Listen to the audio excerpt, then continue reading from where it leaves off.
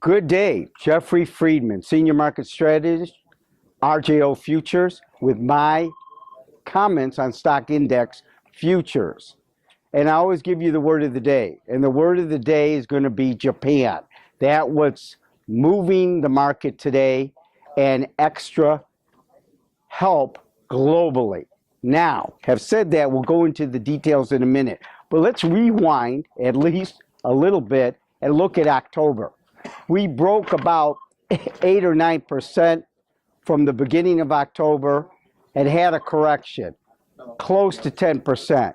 And in the second 2 weeks, or the last 2 weeks of October, coming into October 31st, today, happy Halloween, we rallied back and made new highs for a 5-year bull market. Why? Because we already rallied back quite a bit because the Feds announced this week alone that our economy is doing good and we're expanding, i.e., we can look at some of the economic reports, and some of them were fairly outstanding. GDP beat the street, 3.5.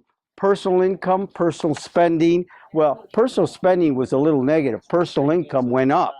Michigan sentiment was better than they thought, 86.9. Chicago PMI, manufacturer, 66.2. That was whopping. They were looking for only 60.0. So you can see when it comes to the economic reports in the United States this week alone, they were better than not. Earnings that are coming out are pretty much better than not. We are the strong man standing, looking at Europe, looking at Asia, looking at the Middle East. So money should flow here. Now, the drawback would be the dollar going up, because when you convert foreign money into our dollar, you have less purchasing power, i.e. some of the commodities are getting hurt with a very strong dollar. But let's get back to the stock market. Futures, okay, made an all-time high. This is how I see it.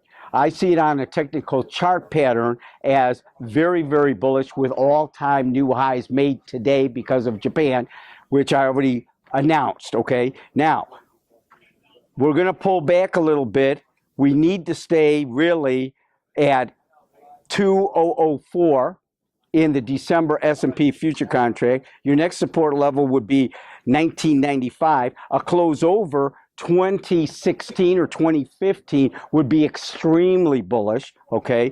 We will not be with a trend change, in my personal opinion, looking at the charts, unless we went all the way down to 1910. So that's 100 points. Now, to put that in proper thought, okay, we rallied over 200 points in 2 weeks. We dropped over 200 points in 2 weeks previous to that. So volatility has increased a lot, and 10, 20 points doesn't really change anything. So your major support and resistance area would probably be 1965 as a support going down, possibly 1975, and of course a close over 2016, and again 1910 would be your threshold to pain, or the bears taking control.